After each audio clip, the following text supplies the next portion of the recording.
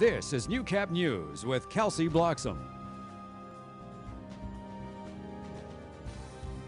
Good evening. We begin with an update to a story we've been covering all week. Police have released the identity of the man found outside the new RCMP building. 68-year-old Clarence Arthur Patty from the Island Lake First Nations was found dead on Monday morning.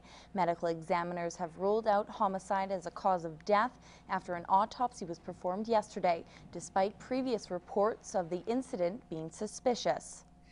People can sometimes have injuries that are visible. However, the autopsy is what determines if those injuries had any cause in the death. And the autopsy has determined that the injuries that we saw on the male did not lead to his death. The investigation is still ongoing. RCMP are asking anyone with information to contact the Lloydminster RCMP or Crime Stoppers.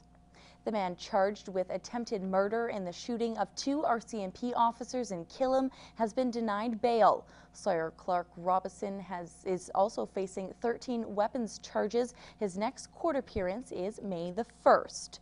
The Alberta election is heating up with less than 2 weeks to go. Last night, the Vermilion Lloydminster candidates gathered in Vermilion. Mike Baden explains how it was an opportunity for the public to ask questions about hot-button issues.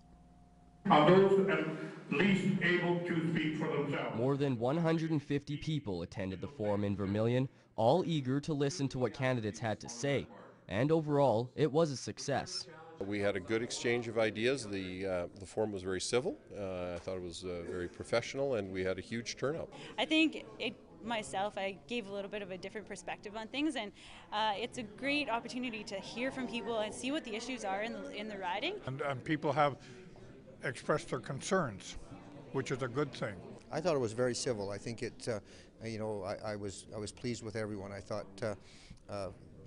if we want to have a higher level of civility in politics, everybody has to work at it, and I thought we did. And I was happy to be here, and I enjoyed bantering back and forth with our fellow candidates. I thought it went great, to tell you the truth. I wasn't sure which way it was going to go because I've never been involved. I've been to these before on the other end, and so I knew kind of what to expect.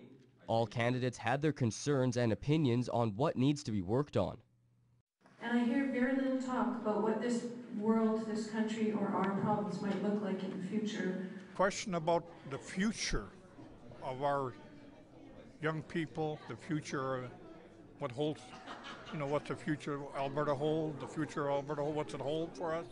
I think that it struck me as being a very important. What is the future of this province? How do we get to where we need to be? The question that was asked by someone about our future, what are we going to do?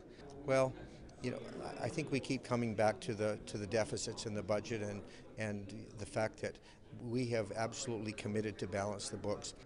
Mike Baden, Newcap News.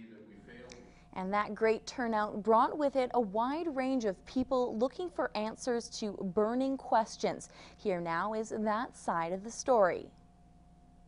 Healthcare and the financial future of the province seem to be the main concern. I'm concerned about the next generations. There's a problem with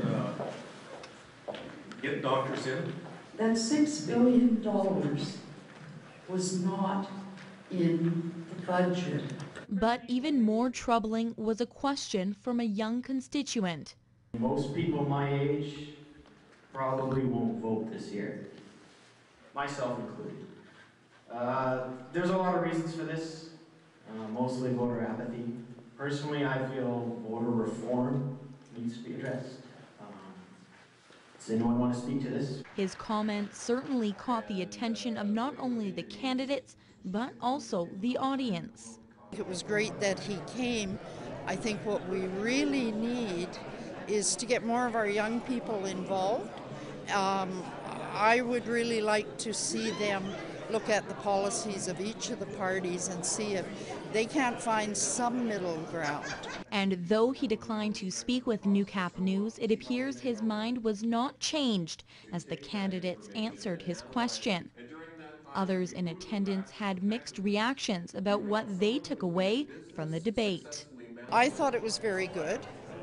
I think most of the questions were answered by the candidates as best as they could. I don't know if anyone's mind was changed tonight. I mean, the questions are general. With a 2-minute answer, it's very difficult for them to come up with detail, but I do think it probably reinforced people's reasons to vote. The Lloydminster Chamber of Commerce will hold their own all-candidates forum April 18th. Economic strategy has become an important part to consider for a more sustainable future, and one local group has taken upon themselves to get the ball rolling with big plans in the coming week. Elise Cox has more. Launching a new website may seem like an easy task these days, but not when its expectations are so high. We just have to look at our community and take those steps, small steps, that we need to take to make sure that we have a sustainable and healthy community. This idea was initially a challenge in response to the Shaping Alberta's Future report, a 116-page document for economic strategy. We wanted to make sure that we continue to talk about it, continue to discuss it, and more importantly, get young people involved. And so we did that by involving the special projects class, business class at Lakeland College. As soon as we asked the students how it would be best communicated to the generations out there, they said a website would be best in terms of readability, being able to provide a quick synopsis, easy read, versus that long report. So the website will be able to reach a mass audience about how to sustain a prosperous future by providing a central resource of information. It's not just for your own generation, it's for your kids and your grandkids' future. And right now we're doing very well in terms of economics, and we're quite strong in terms of being an oil town, but we don't want to get complacent either. And there's different things that we can do and new technologies we can look into and invest in. The website's official launch is on April the 16th with the following address: Elise Cox, Newcap News. Today was the annual hiring day at Border City McDonald's. Carrie McCullough paid them a visit to see what they're looking for and what working at McDonald's is all about. It was the second annual National Hiring Day for Canada's McDonald's restaurants, and here in the Border City, it was a success.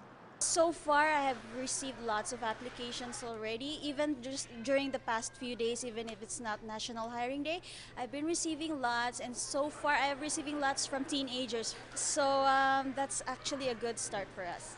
McDonald's has hired workers as young as 13. As long as there is parental consent, teenagers are encouraged to apply for summer jobs.